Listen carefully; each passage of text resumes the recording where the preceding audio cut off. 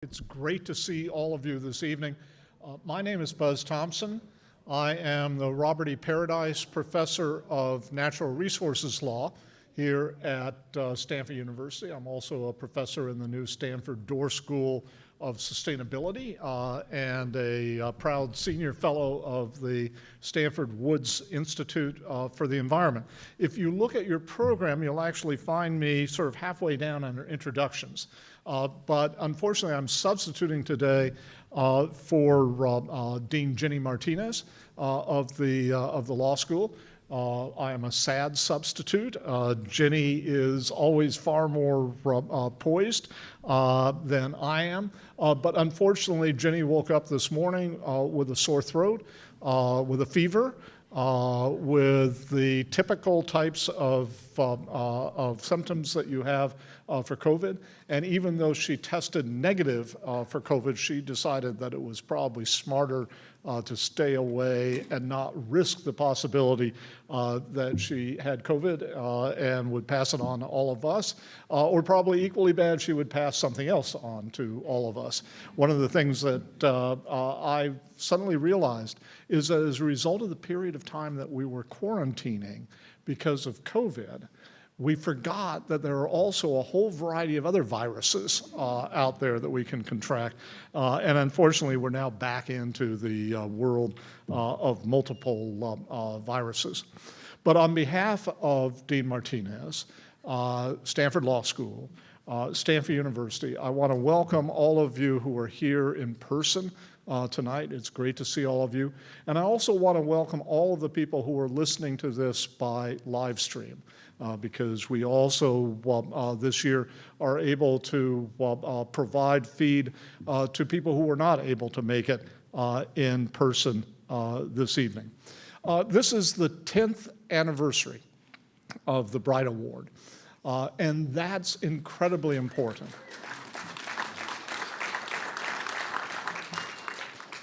When Ray Bright, who I'll come back to in a moment, originally created the Bright Award, he had this idea for an award that each year would go to sort of an unsung hero in the sustainability world somewhere around the world. And he divided up the world into 10 different areas.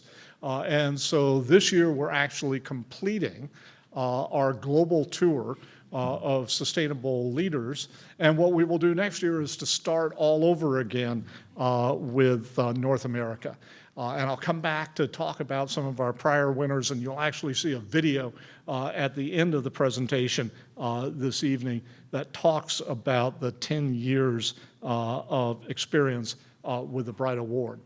The Bright Award is sort of unique in a number of different ways. It's the highest honor in the environmental area that Stanford University awards. So it is a truly meaningful award. In addition to that, it's actually chosen by the dean of the law school with input not only from faculty members, but also from students. I've had the pleasure over the 10-year period of time of chairing the committee every year. But again, it's the students' input that is most important. And it's those students who are going to go on and ensure that we have a sustainable planet moving forward. And we actually, I think, have the 3 representatives from the committee that chose tonight's award winner here this evening, although I'm not sure I see them out there. But Daniel Ahrens is back there raising his hand, and also Alana Reynolds is sitting right next to him and raising her hand, and Lihi Yona is also sitting back there. So those are the 3 people who are really responsible for going over all of the various nominees that we had from this particular region of the world and choosing our winner this evening. And I just want to thank you for all of your hard work. So, and I also want to thank the Bright family, and I think most of the members of the Bright family are watching from the live feed this evening. Ray Bright was a Stanford Law School graduate. He was also the son of a park ranger, and he grew up loving the outdoors. And it was his passion throughout his life and his wife's passion throughout their lives together to try to support and protect and sustain our natural environment. And both he and his wife, Marcel, would frequently take trips out into natural areas. And in fact, I remember meeting with both Ray and Marcel on multiple occasions where they would tell me about all the places I needed to go. At that point, for example, I'd never been to Death Valley. And they said, oh, you have to go to Death Valley, or you have to go to Yosemite, or you have to go to Big Sur. Ray, as a graduate of Stanford Law School, had a very successful legal career, of course, as all Stanford Law School students have. And he and Marcel wanted to give back both to the university and to the natural world.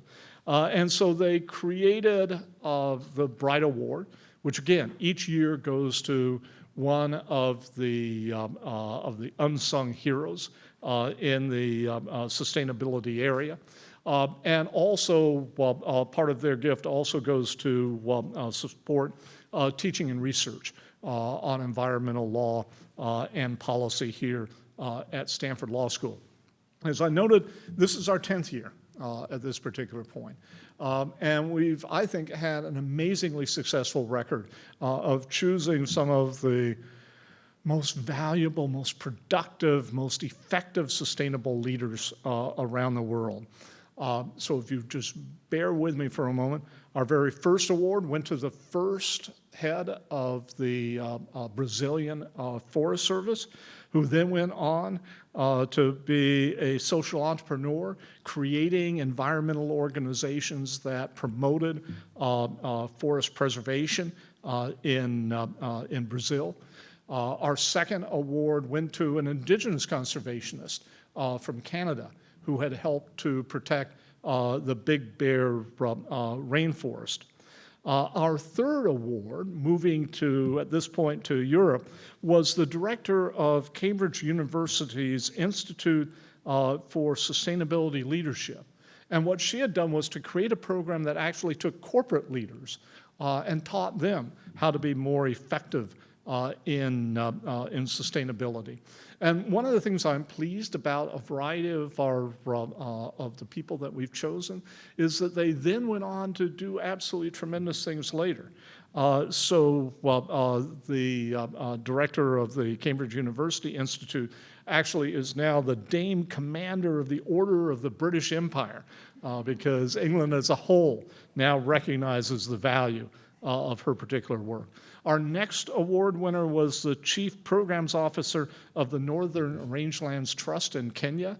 And if you've never been to the Northern Rangelands, I would really encourage you to do it. It's great ecotourism, and all of the ecotourism there supports the native population. He, at that point, was the Chief Programs Officer. He is now the CEO of the Northern Rangeland Trust, and he's actually gone back for his PhD. Next award winners were two entrepreneurs who were developing energy solutions in the Ukraine. Both of them, I'm pleased to tell you, are safe at the moment, and they are already thinking about how you can integrate sustainability into the rebuilding that the Ukraine will need to do after the end of the current Russian war against them. After that were two peace builders in the Middle East. They were part of an organization called EcoPeace Middle East, and it was their idea that you could use water to perhaps actually bridge the differences in the Middle East. And their idea for how you might be able to do it actually got incorporated into the Abraham Accords that were negotiated 6 years ago. And I'm about to take a delegation of students here to Jordan to actually look at what they have been able to accomplish. After that, we gave the award to a climate activist who has led multiple efforts to restore and protect the high mountains regions of Pakistan. And then after that came two more indigenous leaders. First of all, an indigenous conservation leader who has been using indigenous knowledge to drive conservation projects in eastern Russia and Mongolia. And she's here this evening. So Maria Ashakan, if you can congratulate her again. And then until this evening, our most recent recipient was an indigenous climate youth who comes from New Zealand and is working to advance both Maori objectives at the same time as protecting the climate. So I think you will agree with me that that's just an amazing group of recipients. And we're here tonight to celebrate the 2022 recipient of the Bright Award. It took us a little while to get him here because we had to first of all actually get him out of Haiti in order to be able to travel here and receive his award. But we're so pleased that he is now here in person. And to introduce him, we have a short video.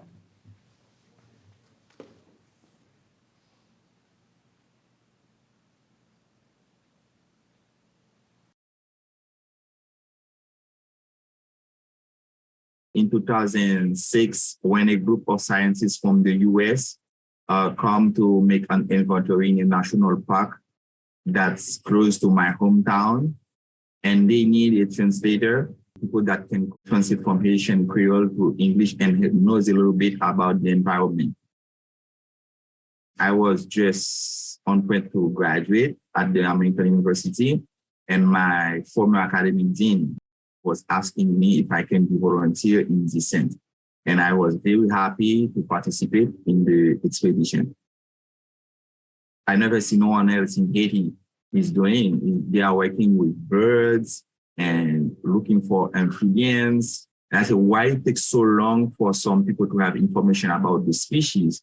They said, oh, it's because we don't have someone in the ground permanently to do this work. I said, wow. There should be someone in the ground that's permanently that does this job in Haiti, and that should be me. Conservation is hard in general. Conservation is especially difficult in a country like Haiti.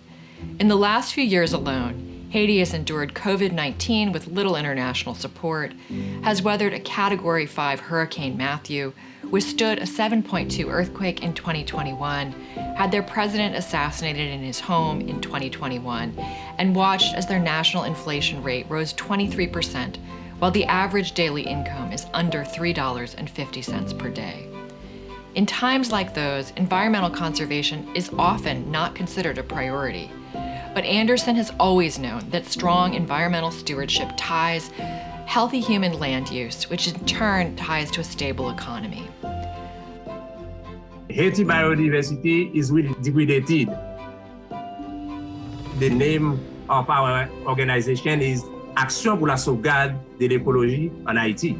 So if we want to realize our dream, which is preserve the Haiti's unique biodiversity, we will put all that dreams ahead. So our dream is to create habitat that is in good health and also a new generation that has passion for working in the environment, because Anderson and I are the only patient people that can conduct a survey on amphibians and reptiles. So we want to work with young students in order to create a new generation that can continue working with the communities, working with the universities in order to save Haiti biodiversity. Now I'm working on the conservation of many bird species, frogs, reptiles, and also looking for some plant species. And we are doing our best to preserve these last remaining species. Jabotin is one of the species. In the early of 20th century, they thought it was extinct. After that, there was a scientist, David Wingate, that come and visit Haiti and saw some species still occur around. I was working with a student from Cornell University, Jim Gates, in 2008 and 2009, and we spent several days working in this area in National Park Macaya and Park National La Visite to locate some colonies where the previous scientists didn't able to reach. And when we arrive, we know people in the localities, and we talk to people, and we start to understand the situation. When we get access to the cells, we see some people, farmers, attack the birds. It's because there are some cell phone towers or light or fire, they light up. When the bird flying at night, it get confused and they keep circling the fires and they crash in the ground and they get burned. And people found also it's a good time of harvesting during the breeding season because they will find some birds to eat. So the community of Bukanshat was the community that living closer to the colony. So we said, I should find a way to create awareness to protect the birds. So we talked to these people, and I realized we should put conservation work as a part of the Haitian culture.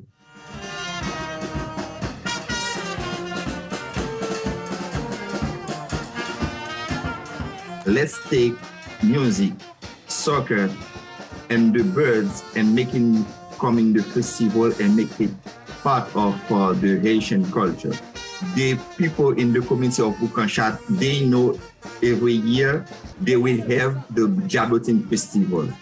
The success beyond that is when people calling me sometimes, hey, we see this bird crash in the ground in this place. Can you come and rescue it? We didn't have that in our culture. And people in the community, they know the Jabotin, some things they're supposed to protect. Anderson is a true leader and visionary. Buoyed by his natural leadership, his strong conservation ethic, and his vision for a biodiverse Haiti, the nation of Haiti is in good hands under the leadership and watchful eye of Anderson Jean. We hope this award, which marks the 10th anniversary of the Bright Award, further empowers this year's winner in his efforts to protect biodiversity in Haiti. Anderson Jean deserves this award for his full determination. This is for the sacrifices that he has did in order to save Haiti ecology. Having this honor, I'm very happy to be one of the person in the ground that are committed to conservation biology. When some days I may not exist when this day come, but I will be happy I leave a such heritage for my son and for the Haitian nation.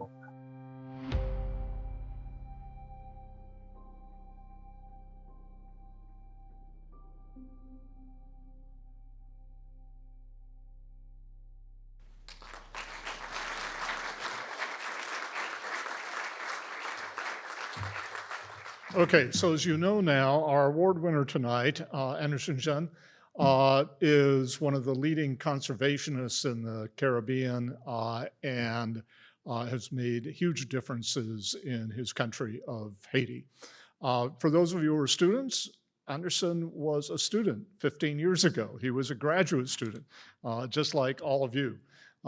And fairly quickly, researchers around the world who came to Haiti to work on biological issues knew that Anderson was the person that you had to hire to help. He was the person who could locate the rare plant and animal species that still existed in Haiti. And fairly soon, he was then hired in 2011 to be a lead conservationist with the Société Audubon Haiti, where he led conservation efforts to protect native ferns, endangered black-capped petrels, and migratory bicknell's thrush. As you know, there are not that many remaining broadleaf forests in Haiti, but Anderson was able to locate and help preserve the species. And then in 2017, just 5 years ago, he founded his own Haitian-based conservation organization, which you saw a bit about in the video. It is, I think, soon to be the leading conservation organization in Haiti. There are not that many in Haiti, and it is an important voice. Anderson's voice is an important voice, and it is our pleasure to award him this evening the 2022 Bright Award. So if you're willing to come up, I can give you the award.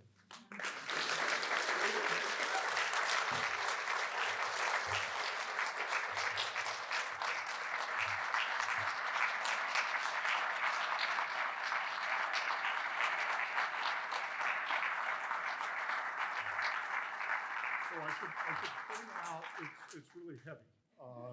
So you need to be strong to actually hold it. Okay, thank you. So there you go. Thank you.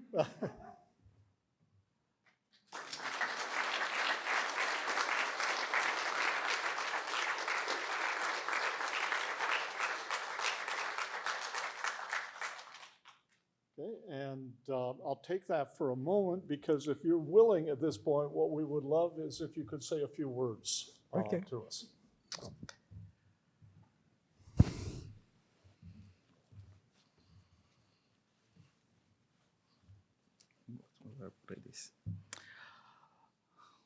Ooh. Is it me?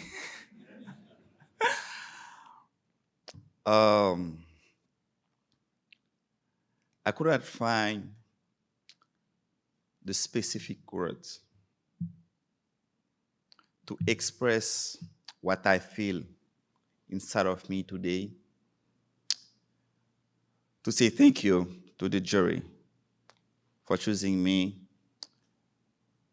as the Bright Award winner of 2022, the prestigious prize at Stanford University.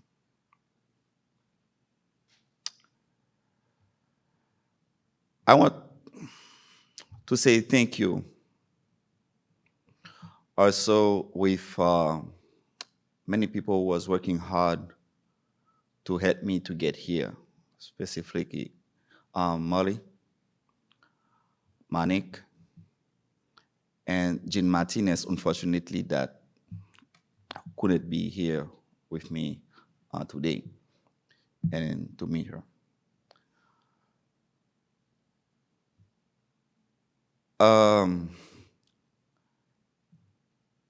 I want to say thank you also to the people that was see what I can be in the future. When I am on way to complete my study at the American University, like for most Asian, I don't know specifically in which field I will lead my career. But when this opportunity comes, I mainly feel motivated, like doing science, doing something for my country. And these people see in me motivation. And they stay behind me.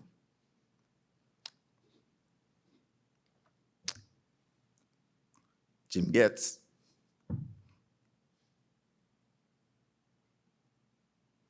Chris Rimmer, Adam Brown, thank you.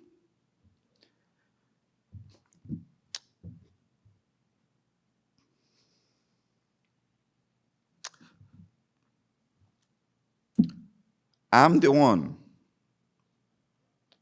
of the person I'm today also.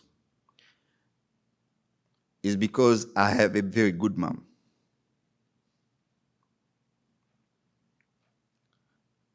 A mom that do her best to provide me education from is only and the manpower of her wings without the help of anyone. Because my father disappeared in this very, very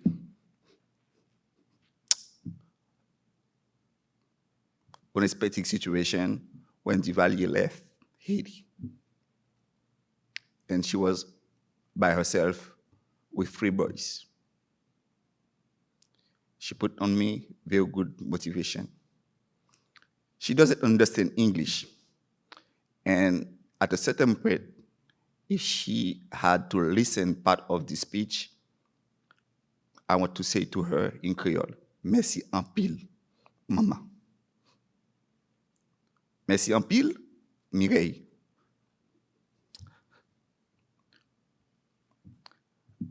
It's not only my mom. I will thank the nature and life for putting in my way with my beautiful wife, Smiralda. Thank you. While I'm on the field for 2 weeks, you take care of the rest of the family by yourself.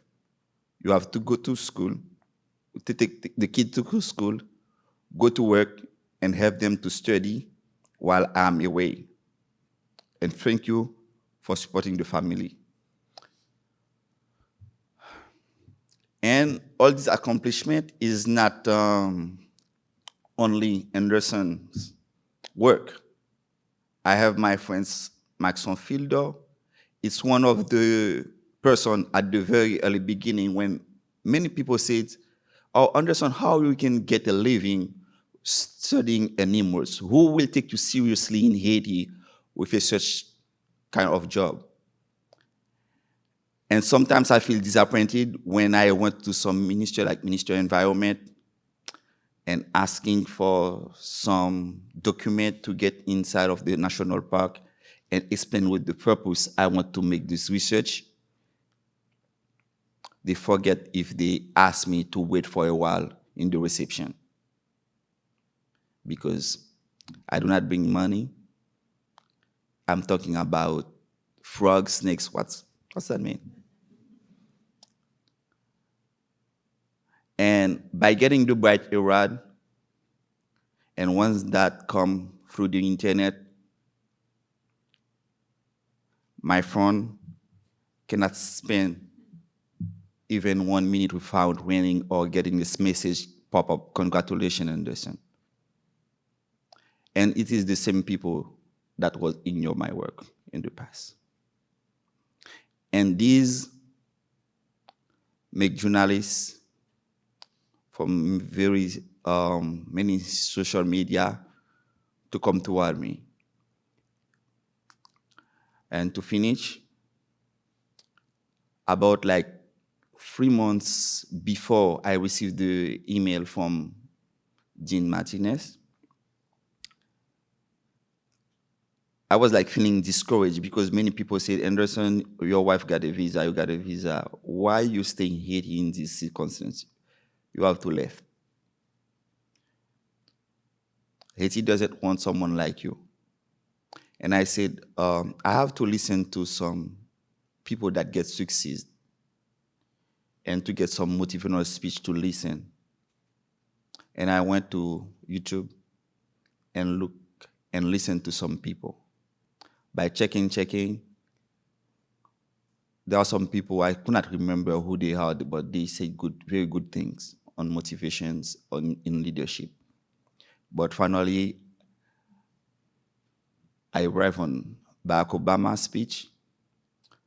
I think he gave onto some students,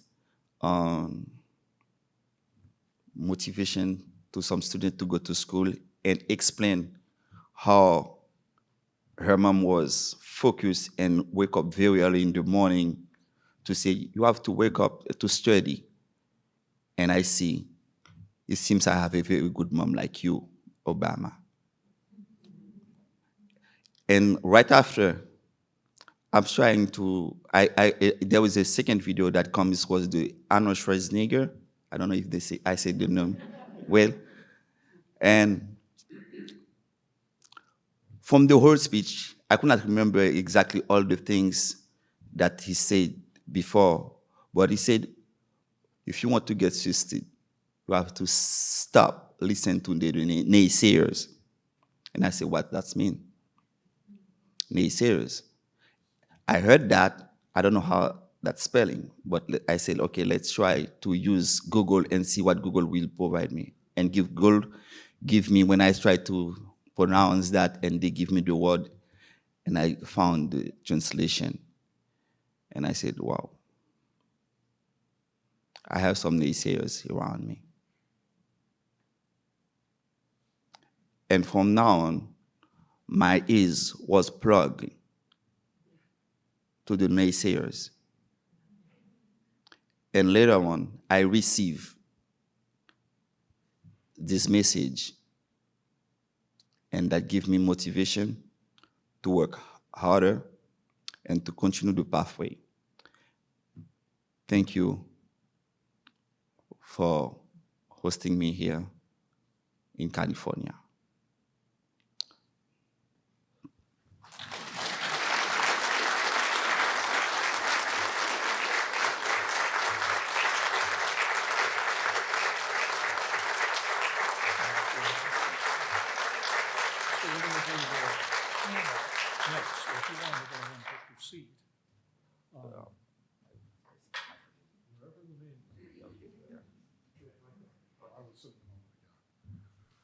Okay, so thank you very much.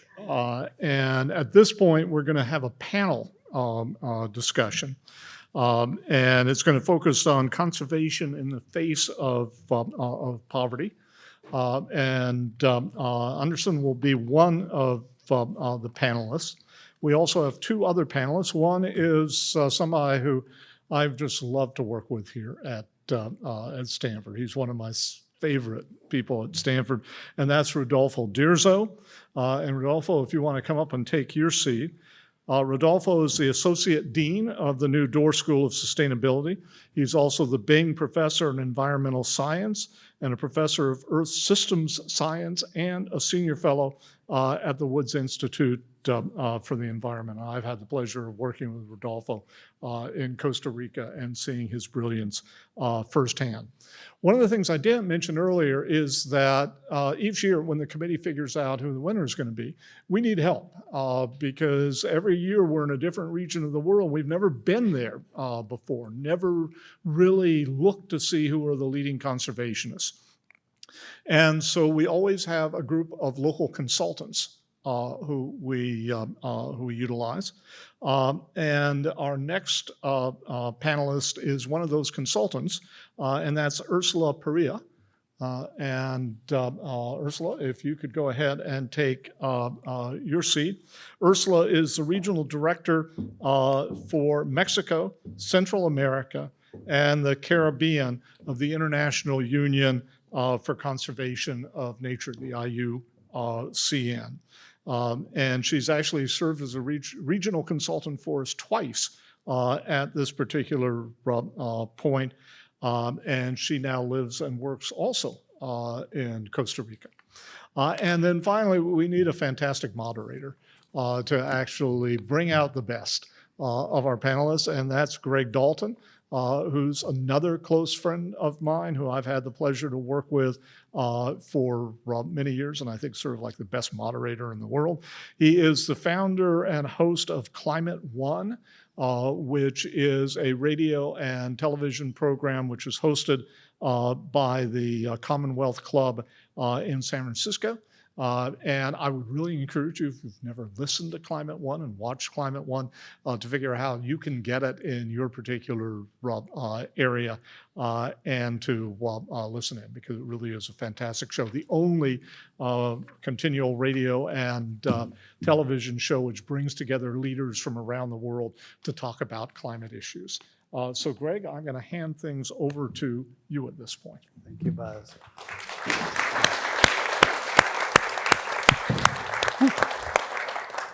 Well, welcome everyone. It's great to be here every year.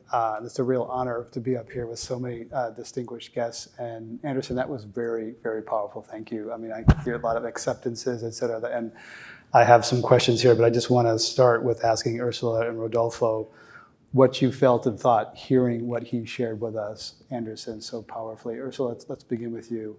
Just your response to what he shared in his story that was deeply powerful. Thank you. Thank you for having me. And it was really, really powerful and really spoke to me as a mom and as a conservationist myself. And it's really about empowering local communities and local practitioners who make the difference in the world. If we want to upscale these efforts, that I think it's what we need, then examples such as Anderson need to be, celebrated more.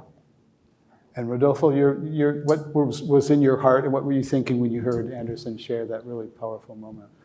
So, first of all, if I may, Anderson, congratulations on this tremendous achievement. And thank you so much for what you do for the world and for biodiversity. I was very touched by your speech, and I want to mention that your addressing the family was very significant to me. And also the fact that you are doing these efforts in these very challenging circumstances of the country, and that the passion and motivation that you have for our companions on the planet, birds, plants, amphibians, reptiles, is just contagious. And we are very inspired by what you have done, and we really want to honor you very much this evening. Thank you. Anderson, when you completed school, you wanted to be a veterinarian. And there was a civil war going on, and your parents said Port-au-Prince was not safe and you should stay in your hometown. So tell us how you got from there to agroforestry and by being a translator for farmers. Like you said, I was really interested to do a veterinary stuff, but there is one faculty in Port-au-Prince that belongs to the state. This is the Faculty of Agronomy and Veterinary Medicine. But at that time, the country was not safe, and I don't have like a place to stay in Port-au-Prince. And there were two universities I can choose in my hometown. I chose the American University and University Notre Dame. But when I keep looking for science to choose, and I said I could not go to Port-au-Prince, I have to make a decision fast to do not lose like a year staying at home. And also, all this behind this, also my mom could not afford to pay like a place or university in Port-au-Prince for me. And I was thinking if I could get like opportunity also to study overseas, but it was not easy. Remember, like in the late of 1990s, like 1998, 1999, when I complete my classic school, high school, there were no internet. You have to maybe take a bus driving like 5 hours to go to Port-au-Prince and go from embassy to see what kind of advertisement they put out. And I don't know the address of all these places, but it was not easy. So finally, I said it was too much work. I will choose to study in my hometown. And when I look at the curriculum of many universities in Port-au-Prince and those in Lekai, I see the American University is the only university that has like a unique, I can say, science, like agroforestry. Otherwise, all the other university has the same subject. And I said, okay, if this university has agroforestry science, is the only university in Haiti that has agroforestry, I will take this one because my career will be maybe less competitive in the future. And I choose agroforestry and environmental sciences. The rest is history. Ursula, when you grew up in Mexico City in the 1980s, it was terribly polluted. What were the predictions then for Mexico City's future, and what actually happened? Thank you. Yeah, I was born in Mexico City, and I remember growing up, in these kind of not very bright predictions or hopeful predictions around the quality of air, and we got all these alerts, that we had to cover ourselves because it was one of the most polluted cities in the world and not maybe the best to raise children. So I think that really sparkled something in me in regards to environment and what can we really do to make things different. And I'm very, very happy to have learned now in this position about the policies that were implemented in the 80s in Mexico City that actually little by little made a difference. And now you have these huge parks and urban spaces, and there's been a lot of conversion on the way the transport works, and all these different policies that have made now a difference. And Mexico City now has the indexes on air pollution have really, gone better. So I think this is really an example of how conservation and how policies and policymakers can really make a difference. So I hope we don't have always to get to that point where it gets really bad for health to be born in a city, but it's an example of how things can change. Right, and how economic growth can happen, and with cleaning up the environment, they can coexist. Los Angeles did that. It's encouraging to hear what I think was at one point the largest city in the world, grow economically and clean up its air. Rodolfo, you grew up south of Mexico City in a resort area with abundant water and flowers. You chased bugs and studied plant defenses against herbivores. When did you realize that conservation was your calling? I think that probably by being in this place, south of Mexico City, the name is Cuernavaca, which in the Aztec language means the place near the flowers. And you can imagine how vibrant and how much nature we have there at that time. And I think that I had an intrinsic passion. Some people call it biophily, sort of the intrinsic appreciation and passion and love for nature that I experienced there by being close to these amazing remnants of this tropical forest around that area. My problem was that I was passionate about it, but I did not have any systematic understanding as to what is it that I was seeing. I didn't have any theoretical frameworks. I didn't have any structure as to why this animal eats this plant, why this plant does this thing, why this plant produces flowers or fruits at this particular time. But then I discovered that there was a way of studying those kinds of things. That was the School of Biology in the local university. I went to that and I discovered there's a thing called ecology, which is sort of the study of the ecological relationships between organisms and their environment. And I said, my goodness, this thing that I am passionate about actually has a very thorough, rigorous, well-designed methodology to study it and understand it. And that sort of exploded in my motivation and passion to become somebody who, instead of having, being all the time in a lab, understanding beautiful things about cell and molecular biology, I could also do scientific work by being out in the field, chasing butterflies and collecting bugs, but now with a purpose, with an understanding as to what that could mean. So what's an example, a couple of examples of plant defenses against being eaten by herbivores? Well, I should be careful I ask that question because we can make it a long, yeah. Okay. What are some examples that? Okay, that would take me only 3 hours or something. No, but as you all know, plants are the prey of animals who, like me, are vegetarians, right? They want to eat plants, and plants do not have the means of running away like a gazelle do if a predator, a lion, is chasing that animal. So plants have to evolve some mechanism of dealing with that challenge, which is the fact that animals want to eat you. And so plants have developed fantastic mechanism of defending themselves in some of the most incredible ways. For example, when I did my PhD, this is some eons ago, I studied these plants that produce HCN, hydrogen cyanide, gas, that when an animal actually munches on the leaves, the plants are going to be prepared to have some enzymes and some compounds ready for put those two things together and produce a gas, HCN, for the animal to stop eating the plant. And discovering those kinds of things made me even more passionate about the beauty and the sophistication and nuanced ways in which plants and animals live on the planet. And we have this fantastic treasure that is the result of 4 billion years of evolution that one could actually understand and study. So that was really what made me think about the ecological and evolutionary relationships between organisms that maintain what we see in our planet today. Thank you. Ursula, you say that Latin America is the deadliest zone to be an environmental defender. Explain that. Why is that, and what's going on?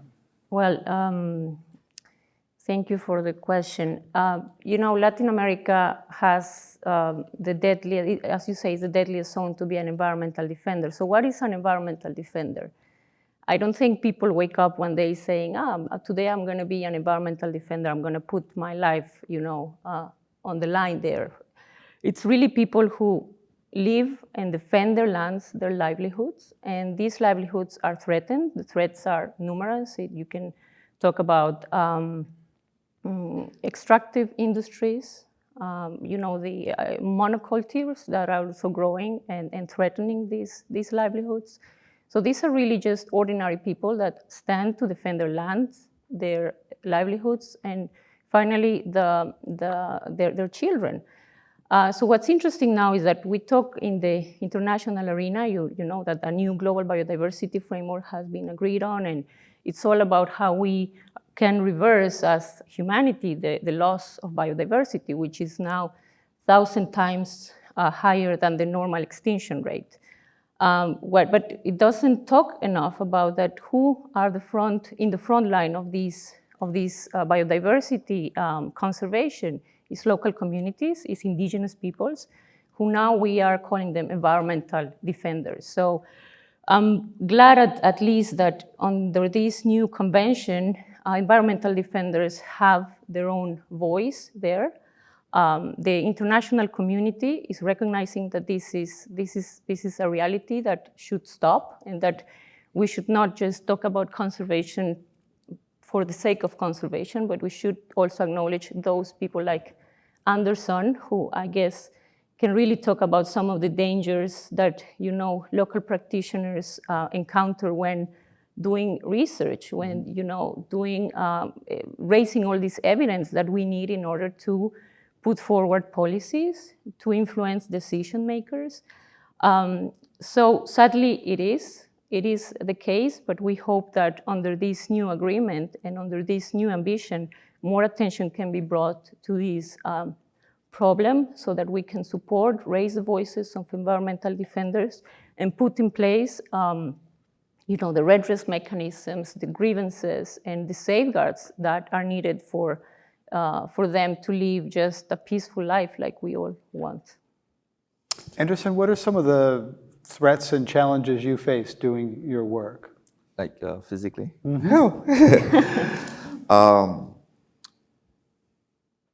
I could not count, but there are several times. But doing kind of this work in Haiti is strange for everybody. We mostly in Haiti has a daylight activity. Like in countryside, by sunset, everybody is already inside home and ready for bed. Imagine that you are in a forest with a headlamp, and people doesn't have light, at home and electricity, and they see something is very bright in the forest at night. Several times we have like people think I'm a cattle stealer or I'm a devil, because everybody work during the day, and me and some foreigners sometimes while we are working at night. And people come like very aggressive, in point that you feel that you are on point. It's your last minute alive, because they come with machete and everything they have in hands to defend their community or the cattle stealer. But hopefully, I have naturally an advantage to keep calm and talk with them, and at least 3 times. And I remember last time I was with Adam Brown, who is in the back, and I think like at least 100 people, very aggressive, and come toward with vehicle and block the road and put us in the middle around midnight, something like that. And we called police to come to help us, and the police declined. You are not supposed to be in this area. You know you are Haitian. You are not supposed to be in this place. Try to talk with the people and see how you can get out, but police cannot come in this place. And I said, it is a countryside, and they don't have vehicle equipment to help me out. But we talk, and that takes us at least 2 hours to convince the whole community and for not victim that day. Finally, they let us go. Even when they let me go, and I think they will do something behind, but we keep driving the truck, and guess what? When we arrive like maybe 5 miles away from the mob, and we see like the special forces of the police is in the middle of the road and waiting for us, and they take us to the police station and said, okay, we'll keep you in jail tonight, and before that we want to report what happened. But it was taking time to explain to the police chief what we are doing and why we are here. But at this point, it was not they pretend we are cattle stealers, but they thought I'm Haitian that lead the foreigners, but they call Blanc, to come with the radar and test the ground to steal the gold or the jewelry of Haiti, the last women jewelry of Haiti. Yeah, all these things happen. And one time also that happened to me with Jim Gates, a student from Cornell University. He was his PhD. We do the Black Cap Patrol. The Black Cap Patrol come inland at night, and we have to do survey. And we have like, I was like circle with many Haitian farmers present to explain. Hopefully during the day, I know that will happen at the center. Hopefully during the day, I was passing to the community to talk with some children they left at home and explain them, I'm coming back tonight to do this kind of work. And some people were saying, oh, okay, I remember this gentleman, he passed by the house this morning and he talked about that exactly. And they look if I have like some cattle rope or something that, and finally people understand what we are doing. But it's not only the farmers, but sometimes it takes time. The road is long to drive to the countryside and the road is not in good shape, but sometimes when you arrive, you see like a police like patrol in the middle of the road. They say, where are we going at this time? They know like nobody will take the risk to drive at 4 a.m. or 2 a.m. a four-wheel drive. Why you take this risk? And I said, okay, I'm a field biologist. I have to do this, to do this. So to arrive in the national park early, because it's a long road.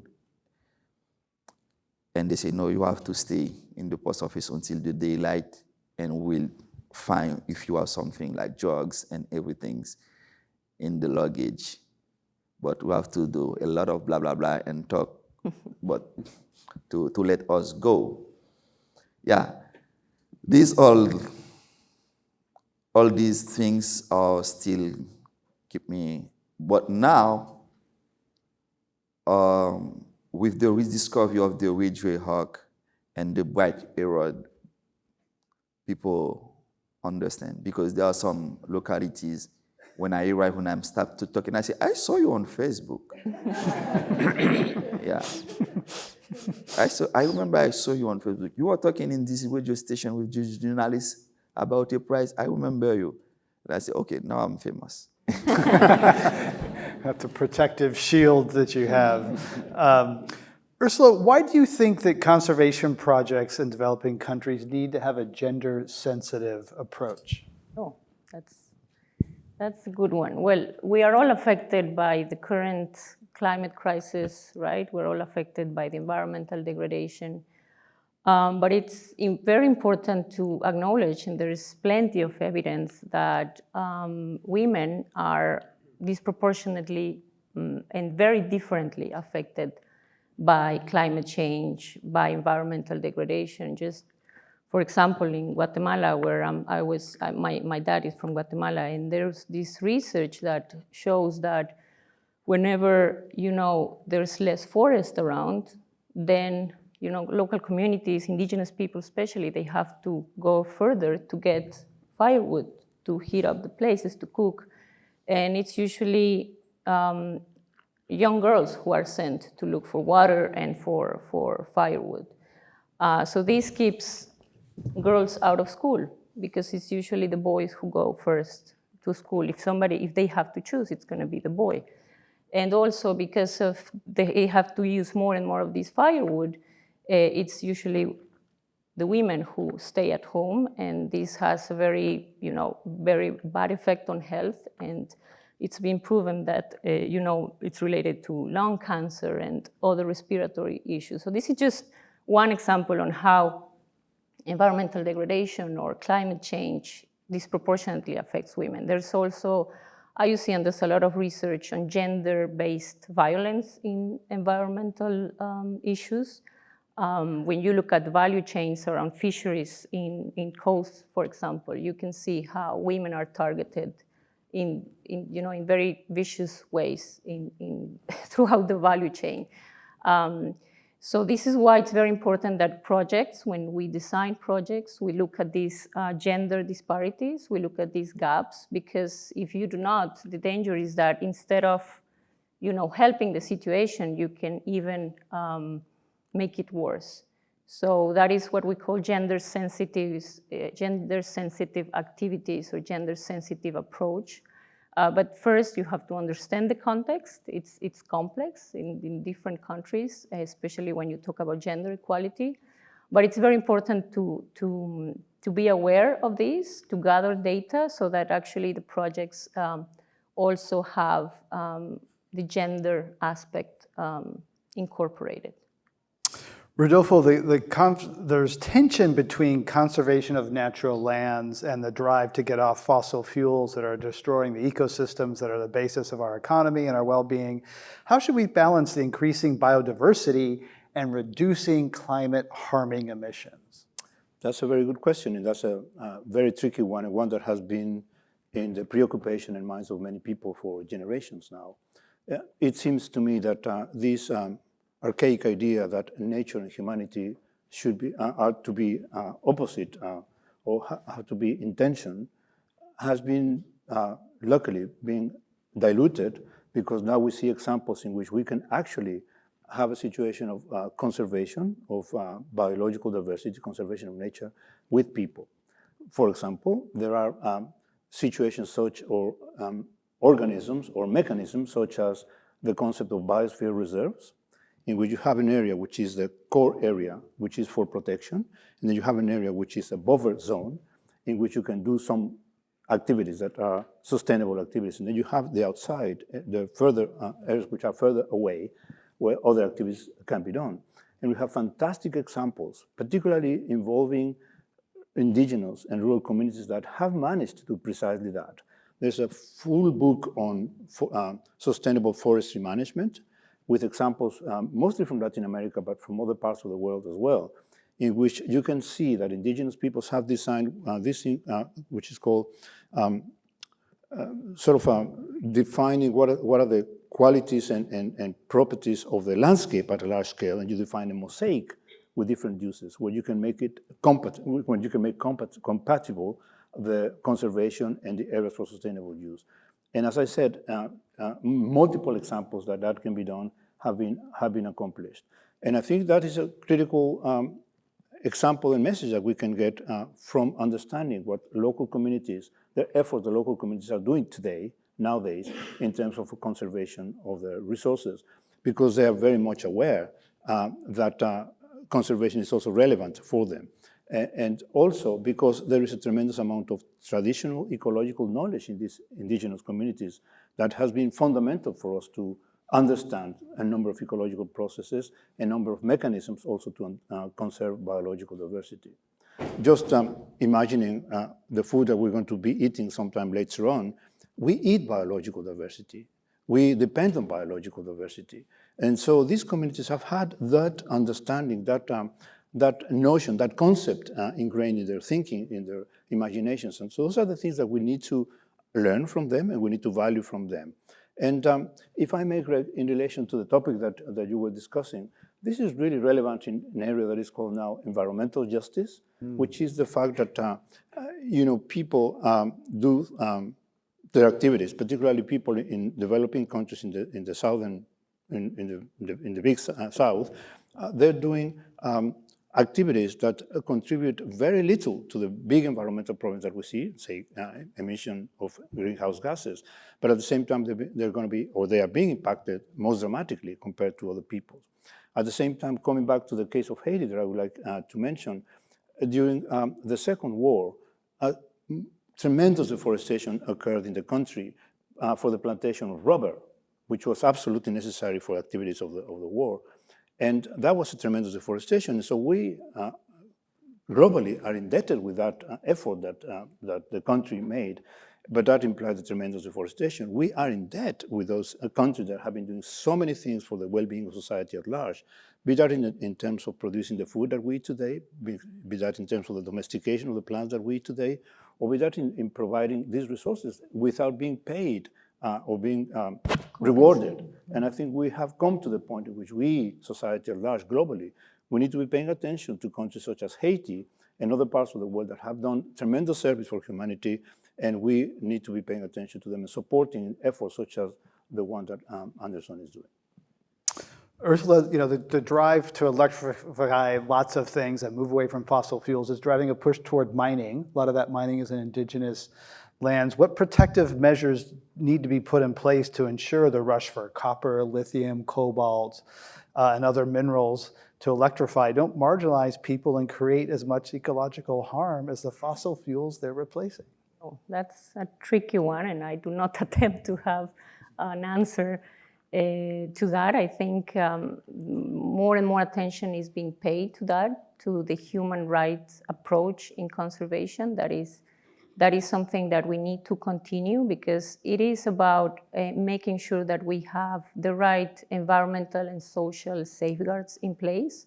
Many of the countries have signed the 169th convention, that it's about making sure that before there is any kind of intervention in a community or in an indigenous people land, the communities have a prior informed consent, and they have a voice whether they want to be part of this or they accept this project in their lands. Now, whether this is actually enforced and implemented, that's another story, but we need to keep, enforcing, monitoring, and making sure that accountability is there for governments, for the private sector, for extractive industries, so that the safeguards are there and that no harm to human rights is done. That should be just part of the also,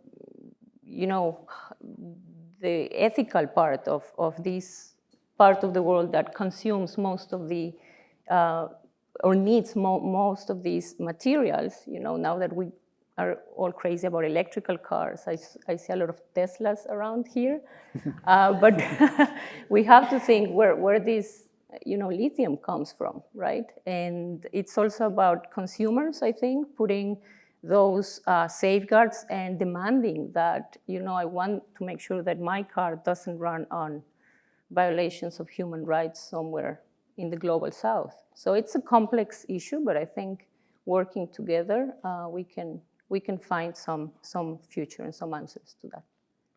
Anderson, the Kunming, Montreal, there's a new global biodiversity framework that aims to conserve 30% of lands and waters. This is bringing a lot more attention to biodiversity. How's that international effort affecting your work, and what do you hope that international awareness can bring to Haiti? Would you repeat? Sure, the 30 by 30 effort to conserve 30% of land and 30% of water is now an international commitment by 190 countries. Is that, and that's brought some international awareness to the importance of biodiversity. Does that affect your work in Haiti?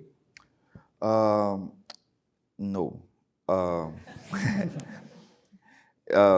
It didn't.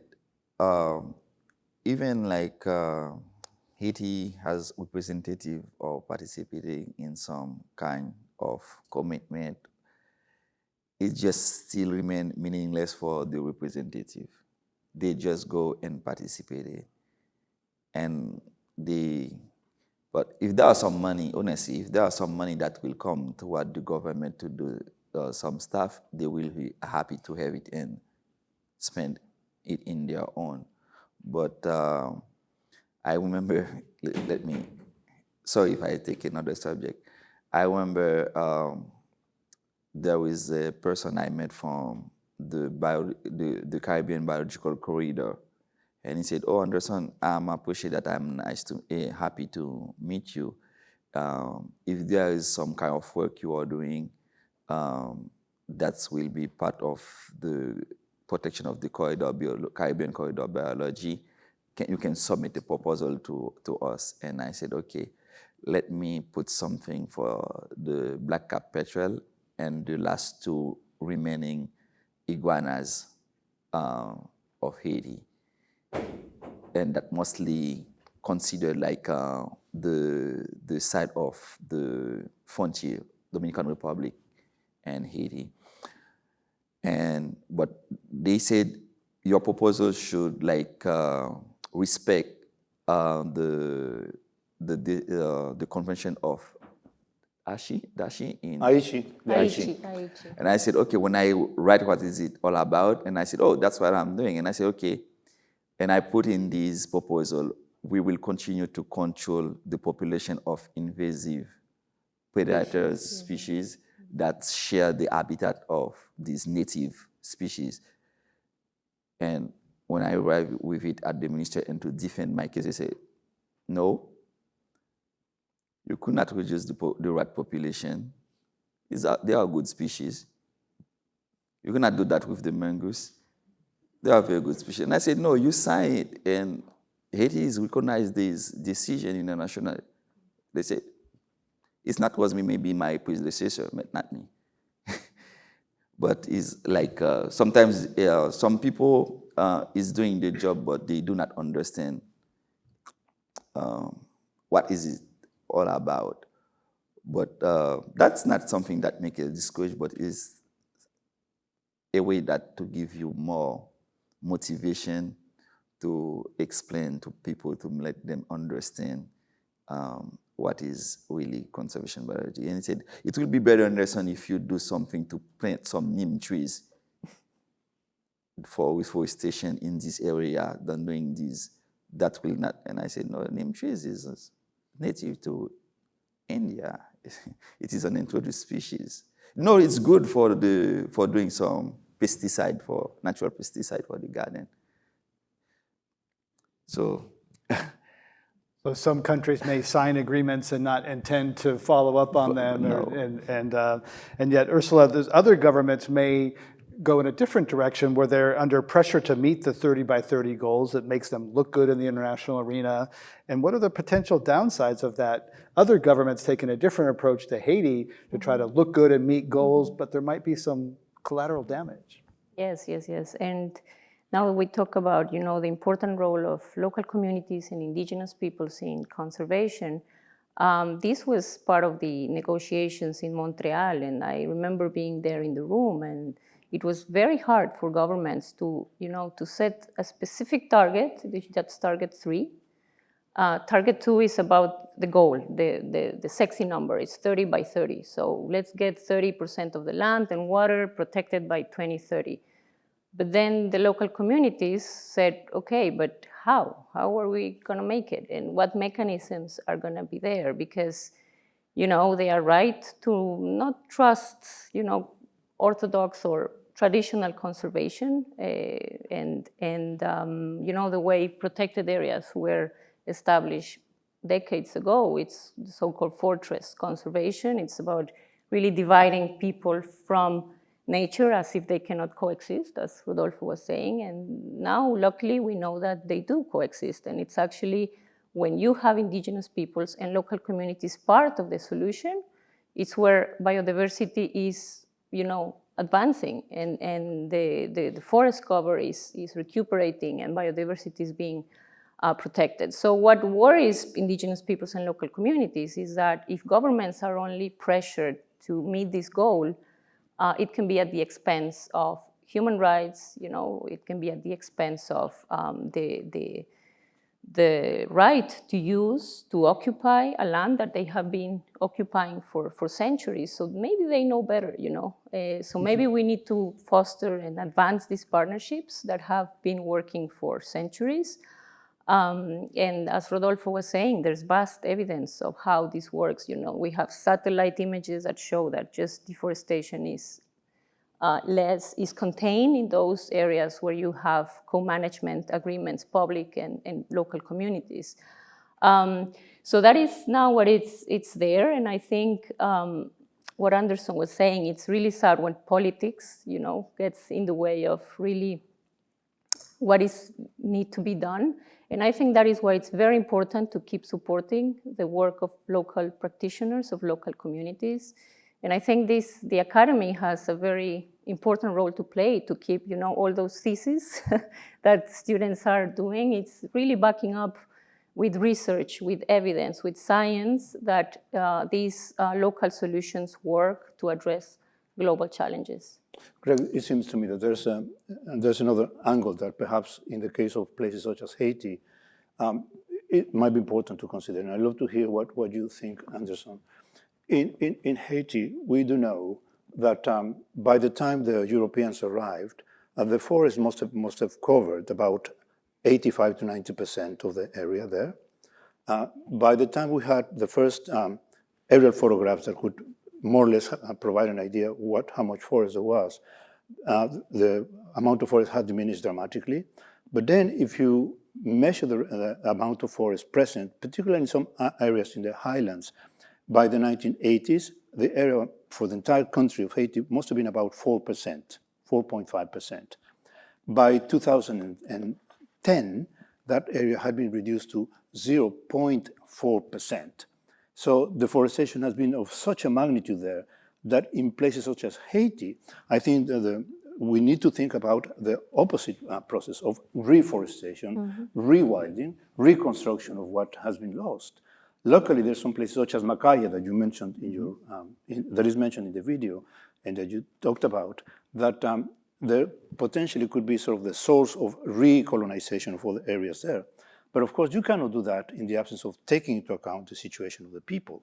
So you have this tension between poverty and conservation. And I think for a country like Haiti, the approach should be restoration of the ecosystems, while there is potential to do that, but that needs to be done with support to the local people. People are being forced to do collection of firewood because they don't have electricity or the ways of cooking particularly. And so, with the technology that we have today, and traditional or relatively more benign systems such as the stoves, which are made which produce heat and are used for food in a much more efficient way and with less impact on the women who are cooking. If we can design programs of reforestation, regeneration, and rewilding, we can recover and then to aspire for something as fantastic as a 30 by 30 option. But in places such as Haiti, we might need to go a little bit step behind by doing some recolonization, some reforestation, some restoration of the systems while it is possible. Clean cook stoves. I think Alex gave us, was that the time for audience questions? Is that what that was, or what was a wrap? A wrap, okay. So before we end, Anderson, let's think about what's your vision. You now have some notoriety and platform from this evening. Hopefully it's going to protect you from in the nighttime when you're driving around and going around. You're not the devil, and police maybe won't stop you as much. So what's your final note and your vision for your work in Haiti? What's your big dream, your big conservation dream?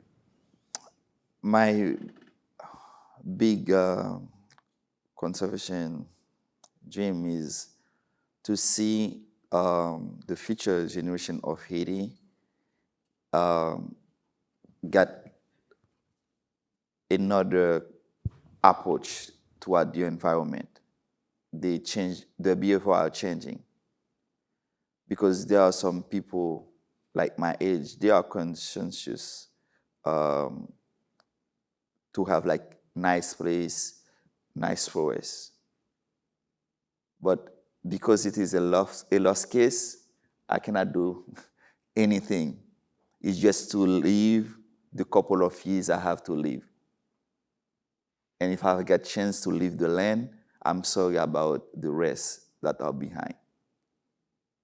So it's to see the next generation, the young kids I'm working with in local schools and community, they have another point of view of frustration.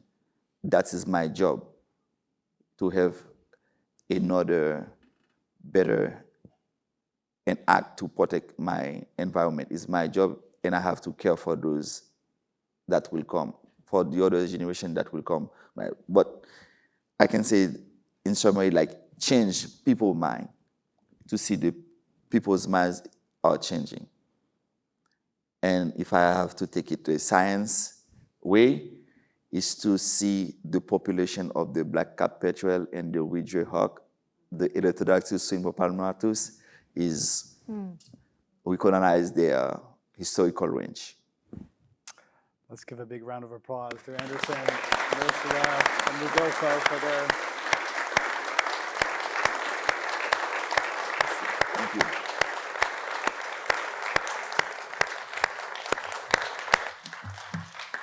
So thanks again to all of the panelists for a fascinating discussion. Sometimes a little bit disturbing to realize all of the challenges that we face in the conservation field. But at the same time, I have great optimism that if anyone can actually do something about it, it's our award winner this evening.